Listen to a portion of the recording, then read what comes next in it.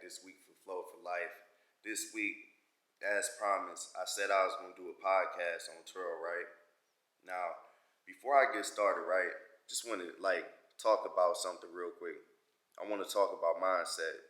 When you hopping in anything where you got to actually take a risk and you're not doing it the normal way, your mindset has to be there. If you believe what you're doing, you're going to make sure that you do everything so that it works. But if your mindset is not right, you're going to end up doubting yourself and you're going to want to quit and stop what you're doing because it might not be working for you at this time, or things can be going wrong and you kind of just like, you know what, I'd rather just live my easy life and then versus working hard, because this is hard work.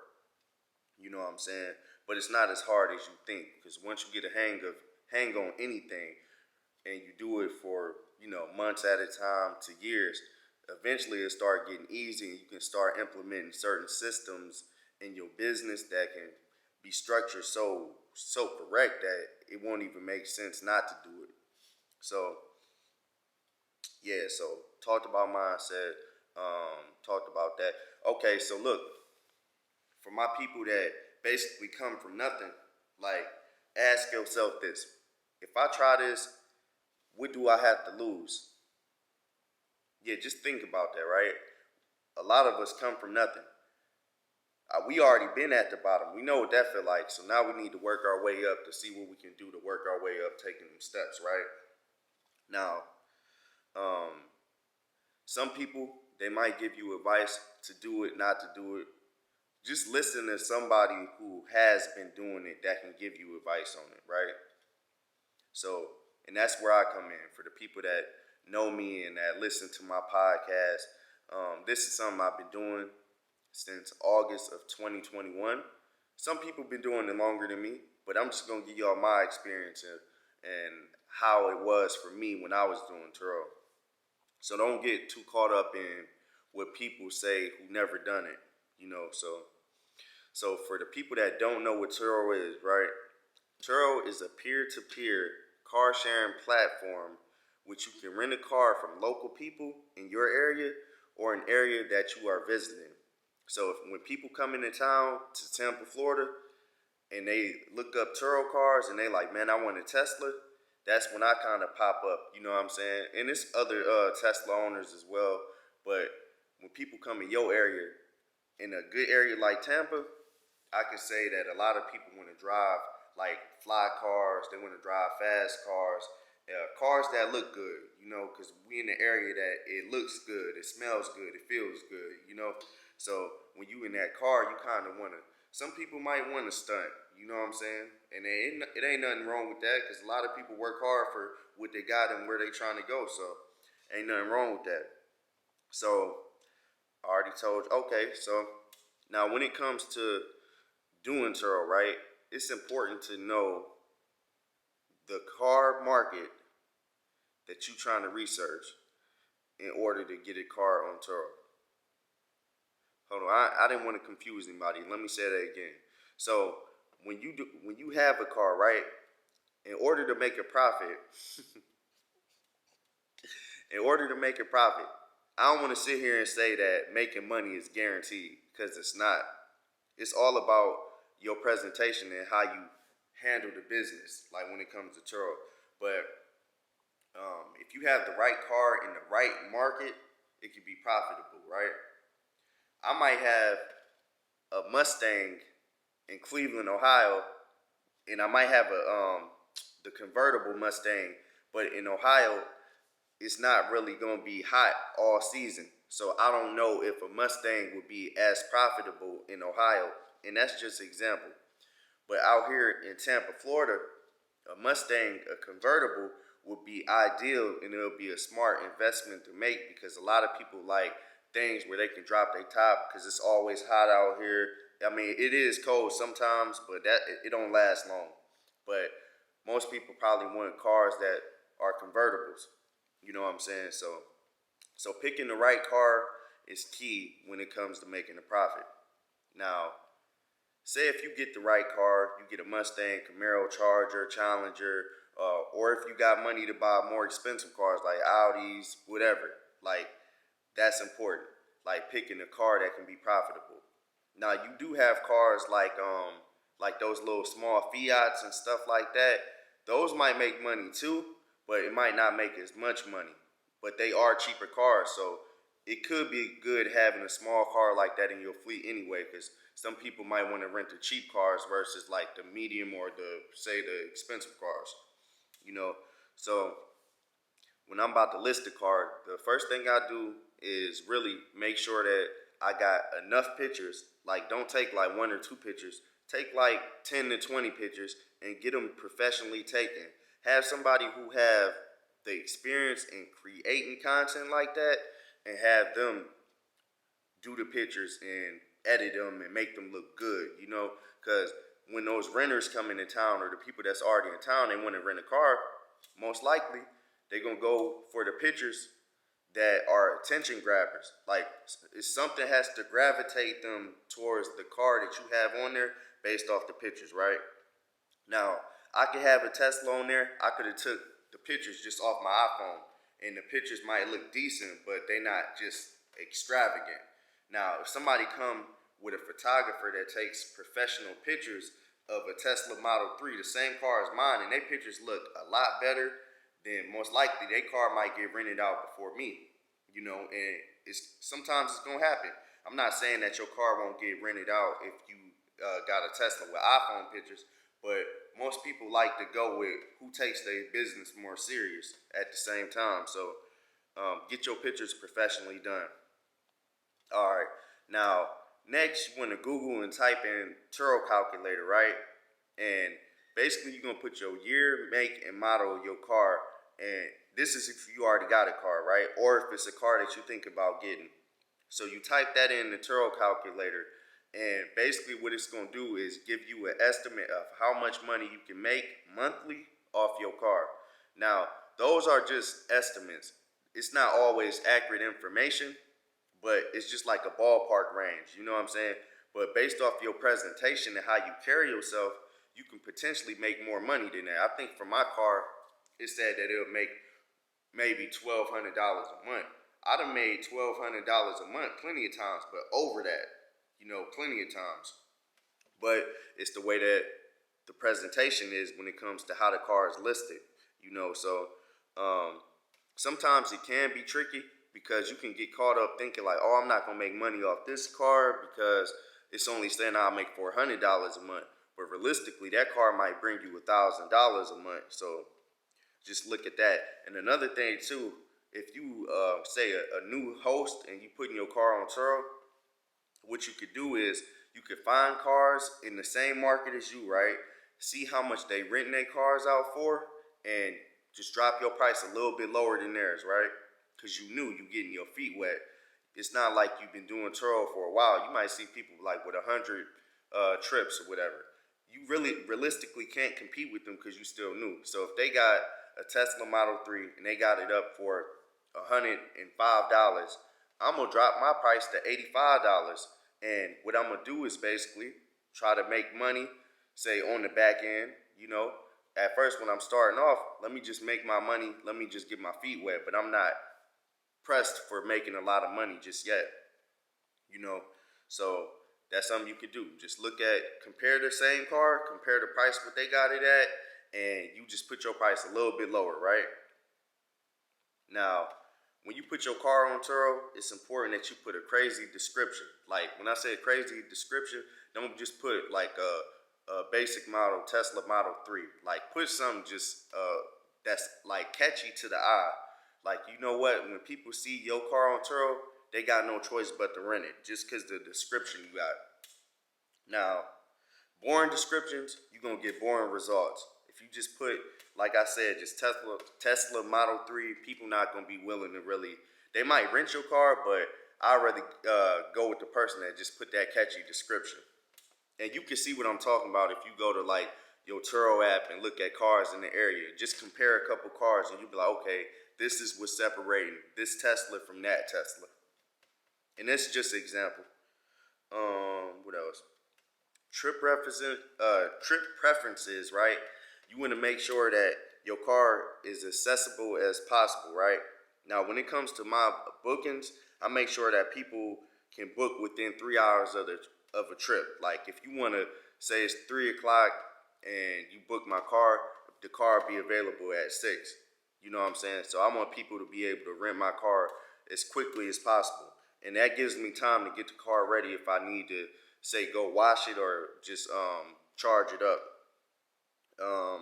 Another thing too, some people might not do this, but this is what I do. I put for the what is it? For the mileage, right? I put unlimited mileage. So the people that rent my cars, I make sure that they can get basically a bang for their buck. Like, some people who rent your car and they want the unlimited miles, they might not even really go out the area. They might just drive locally, but they just don't want that burden on their back. Like if I go over my mileage, will I get charged all this extra money? And another thing you can do is you can give discounts if you want like say weekend trips. Some people like to rent for like 3 days or more. So if you give a little bit of discounts and it takes some of the money off of the guests, they'll be willing to book with you. Because you got some people that just want to make all their money and just leave it at that. What else? So I talked about that. I want to talk about like the plans. So I believe they got a 65, 70, 75, 80, and 85 plan. Basically, that plan is like how much money that you will make. Now, if you do like the 65 plan, basically you're gonna be making 65% of the profit, and then Turo's gonna make the rest. But that means that if your guest gets in an accident, your deductible is gonna be lower. But if you want to make like say 85 to 90% of the profit, that means your deductible is gonna be higher because you're making more money. So I personally do 85, but if you got a little bit of money saved and you can do that, then that's fine. But just be mindful that the lesser the plan, the cheaper the deductible. So you can make 65% of the money, but just know Turo gonna get their money. But if something happened while a guest rents your car, then your deductible is gonna be lower. Now, what I just found out is, actually no, I'm not even gonna take it there just yet. Oh, okay. So something that I did when I first started, just looking at little videos on YouTube, and that's something you can go to as well. Look at YouTube videos and actually see like how different Turo hosts, how they run their Turo business. You might have people that have a fleet of cars. You might have people that have a fleet but don't touch or don't wash their cars or nothing. Like, so it could be automated, and then you could also have workers that work for you when doing the Turo business. But what I was gonna say is that important thing that I do have that some people that do Turo don't is I got a car wash membership, and y'all can sleep on this if you want, but by me having a car wash membership, every time the Turo guests bring my car back, I take it to go get washed and cleaned, just in case if they don't do it. But I also put that in there and let them know, like say when they book my car, let them know, hey, look, I do got a car wash membership. You can can you please make sure that you at least take it through and wash the outside? Most likely they'll be like, yeah, because like it's just better business. And then they also look at it like, okay, he take it serious and he's trying to make sure that he gets the car back clean. And basically, I'm not gonna get charged for anything extra, because normally, if a person like bring your car back and it's just like not even dirty, it's like, yeah, you can tell that they hopped in and hopped out. You might have like little debris on your carpet and stuff like that, but that's nothing major. But I have had guests that brought my car back trashed. I'm talking chicken bones, everything, man. Y'all probably seen it. Like rims damaged, everything. And I'm going to go over that. But Turo basically said that they don't cover for your car coming back dirty. Now, say if one of your Turo guests, and this is just things that I learned from doing Turo through my own experience, but your car come back dirty, that's all right. But if your car come back dirty and it has like cigarette smoke and they got like marijuana, like weed in the car, and you can prove that, like say if your car smell like smoke, that's one thing. But if it smell like smoke, you can basically ask the guest, like, hey, did you smoke in my car and stuff like that, and see what they say. But if you find like a weed nugget or something like that, and they actually and you take pictures of it, and that's something I gotta go over too. But yeah, you take pictures just in case you find like a weed nugget or something like that, or cigarettes in the car. If it looked like it's ash in the car, like somebody was smoking in it, take pictures. But another thing you can do is like basically send Turo screenshots of the conversation. If a Turo guest say, yeah, I was smoking in your car, or I did do this, if they admit it, they're gonna be held liable. And I think for each smoking charge, it's like $250. So that's something to be mindful of. I should have talked about this first, but pre-trip photos and then the post-trip photos. So the pre-trip is before your car gets rented out. 24 hours before, you got to make sure that you take, I take like 100 pictures, like inside and out the car, the rims, inside the rims, pop the hood, pop the trunk, inside the car, the screen, the carpets. Like, make sure you take pictures of everything. Like, do not, like, this is so important because I remember one time I was supposed to get reimbursed, but I didn't get reimbursed because I didn't take enough pictures. But don't rely on your old pictures from the previous trip because the car, the condition of the car didn't change. Don't rely on that. So take pictures before, and then 24 hours, like, well, within 24 hours, once the car is returned, you gotta basically provide them photos for you to get compensated if anything happens. So I talked about pictures. I talked about that. Another thing too. Say if a guest bring your, in my case, I got a Tesla, right? Now, in the event that say they bring my car back less than 80%, like once it goes like 80% and lower, they're supposed to be charged for it. Well, lower than 80%. So it could be like $10 for like 75%. For 50%, could be like $20, $25. That's something to be mindful of. Another thing too, I got an electric vehicle. I got a Tesla. So basically, when my guests they charge my car, I get charged for it, and I charge them once the car is returned. Once I get the billing receipt and all that. But for a person that say is using gasoline, that might be a little bit different because people sometimes they might be running late to the airport or they trip back home, so they might not want to charge your car. Well, not charge your car, but put gas in it. So they might put your car back half. So Turo will calculate that.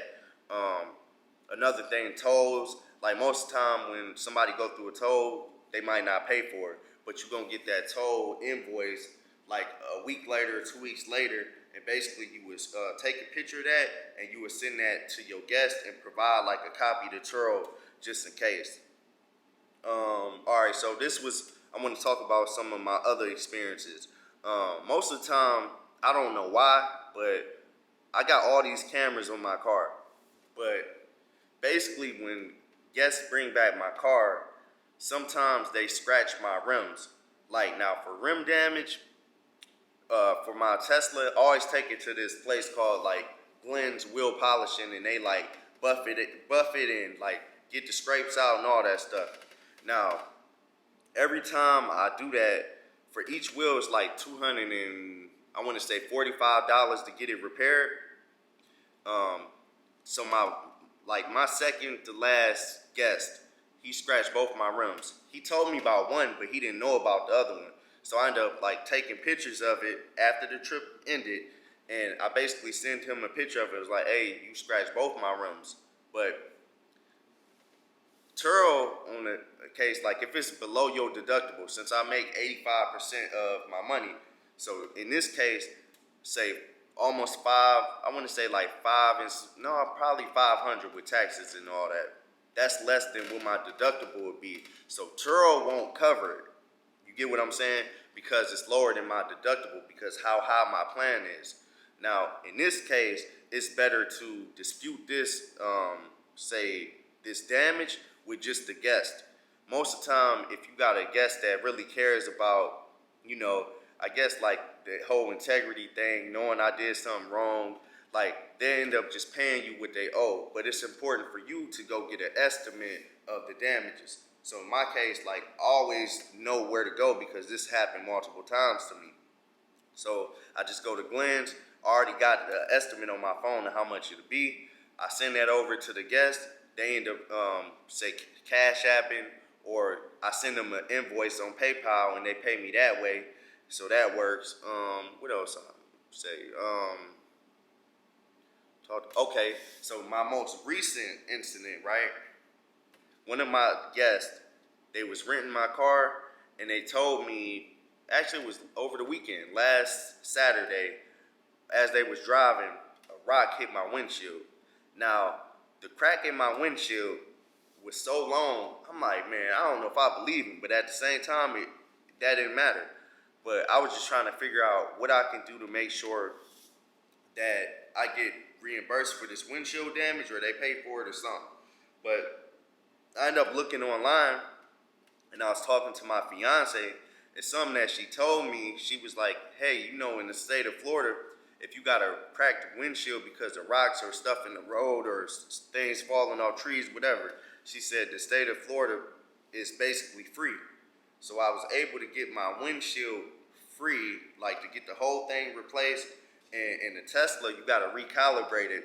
And that's something that I learned. I had to drive like maybe 25 miles in order for it to start picking up on things, because Tesla got all those cameras in the car that it has to basically like recapture the things on the road to get back adjusted.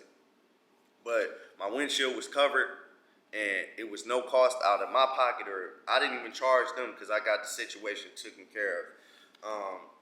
What else? Oh, and this is what I wanted to talk about too. Now, you don't actually have to own a car to put it on Turo. Like they got something called like joint venture deals, where basically you can basically propose to somebody that got a car. It would be important for you to build up your clientele when it comes to this, but if they got an extra car they ain't using, I know it's got to be within a certain year, like say 2013 and up or something like that. But I think once the cars get like too old, and then of course if we got too much mileage, like 130,000, you can't put it on. But for somebody that's working from home that barely use their car, and you notice that, what you can do is propose to them like, hey, look, I know that you got this, say, 2021 Toyota Camry. On Turo, it says you can make, say, $600 a month. Something that you can do is be like, hey, look, if you let me rent your car out on Turo, I'll be able to pay your car note and car insurance. Like, you can work out either car note or car insurance or both. Like, you can pick which one you want. But that Toyota Camry might actually rent out for $800 a month, and you just paid their car note or sent them the money, like $300, but you just keeping up with like little stuff like cleaning the car, make sure that get an oil change if you need it, like little minor stuff. And that's something that you can do as well to make money if you don't, say, have a car that you want to put on Turo. Just find somebody who's not using their car like that and just propose the idea to them. And it's good to show proof that you making money on Turo, so they can see that, okay, he making a profit, so I can put the trust in him, and he can just rent my car out. Now my car note's getting paid for free, and basically I'm not paying anything but the car insurance or however you structure or work the deal. Another thing too, probably should have talked about this first, but it's important to, like, when you get a car or whatever, if you are able to get an auto loan from a credit union, that's like one of the best things that you can do. I'm not going to go too deep into it, but basically you would get the auto loan from a credit union. You can look on YouTube and see the steps you need to take, but get an auto loan from a credit union, and then from there you're going to take that pre-approval check, you're going to take it to a lot, you're going to basically how much you get approved for is basically the determining factor of what kind of car you get. So say if you got approved for like $35,000, you like, you know what, I want to get this Dodge Charger, and it might be like $30,000. So you're gonna take the pre-approval. They're gonna basically sign off, put how much the car is worth, and basically that check is gonna pay for the car. But it's better to get a car that way versus going to the car lot without a check or nothing. Go in there, your credit is not good. So that's another thing too. Make sure that your credit is good. Make sure you got low amount of inquiries. Make sure you don't have late payments, no derogatory remarks when you go into that credit union to even get the pre-approval, right? And another thing, your debt to income ratio is a factor as well. If you got too much debt, a place don't want to loan you money because it's going to look like you can't afford it. Now, there's ways around that, but you just got to do your research and dig a little deep. But yeah, but if you that person that's going into a car lot and you just go in there blind and you basically say get hit with like 10 or 12 inquiries because you let them run your credit and you didn't give them a specific credit union or whatever that you wanted, or bank that you wanted to run your credit, you basically fall victim to all those inquiries on your credit. And each inquiry might bring you down like 2-3 points each. You know what I'm saying? So it's going to knock you down, and it might come down to the point where your score might be like, say, 620, 630. You might not even get approved. And if you do get approved, you're going to have a high interest rate. And that's just something that you really don't want. You know what I'm saying? And even if you did have a car on Turo with a high interest rate, you would be able to pay your car down. But if you got a 2% interest rate, look how fast you can actually knock your car down versus somebody else. You see what I'm saying?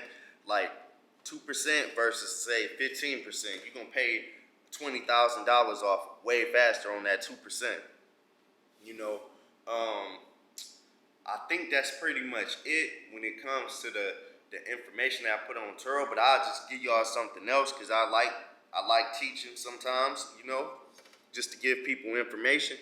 My plan is to have a fleet of cars, right? I owe, and I'm just being honest with y'all because I like to be transparent, but I owe $40,000 on my Tesla, right?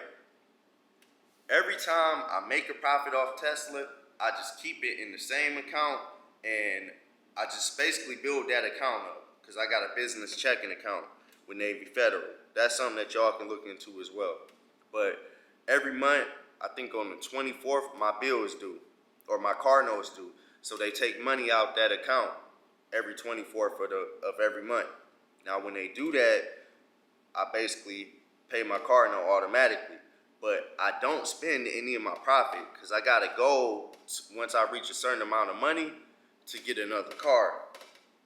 Now, I say that because by you not spending a profit or splurging on things you don't need, once you save up money to buy another car, now you got 2 cars on Turo, and you basically use the 2 cars, the Tesla and whatever car you get, just for example, you can use that to pay off the Tesla.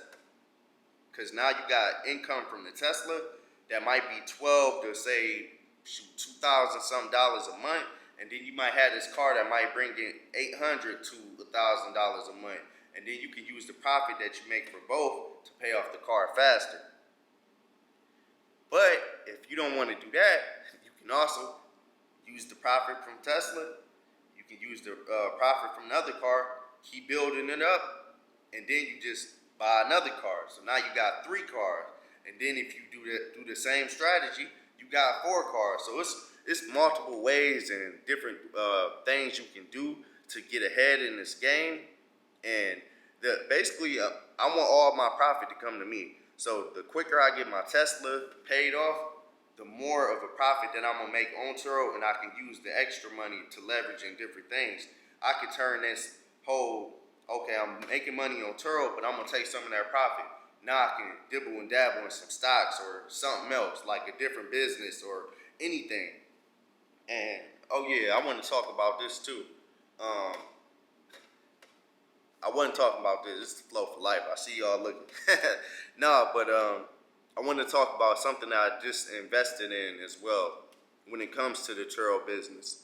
I should have went outside, but I posted on my Instagram a couple days ago. I basically made this like this Turo Barcode thing on Etsy, right? And it says rent me on Turo, and it's got like a little barcode thing where you can basically, like when you go to Applebee's, you can scan the menu.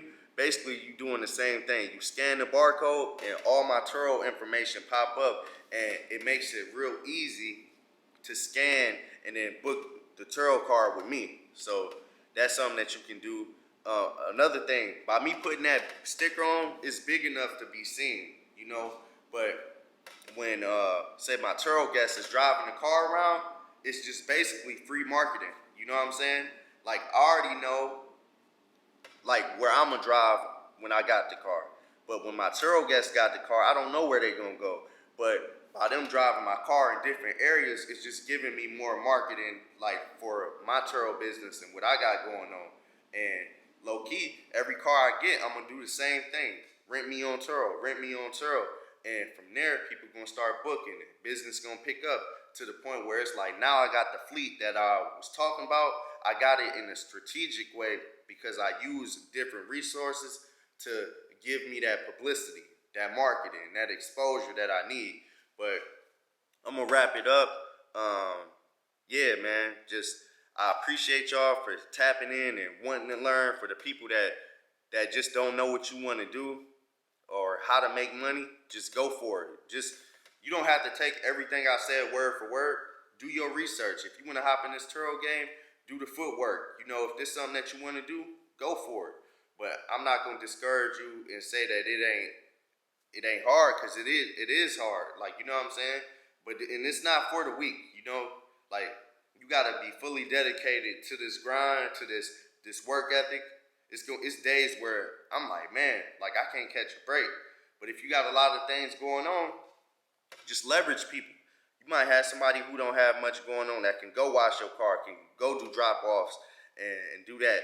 And man, the more I talk, the more I forget stuff. Another thing too, you can have people come pick your car up from your house. That'll be cheaper.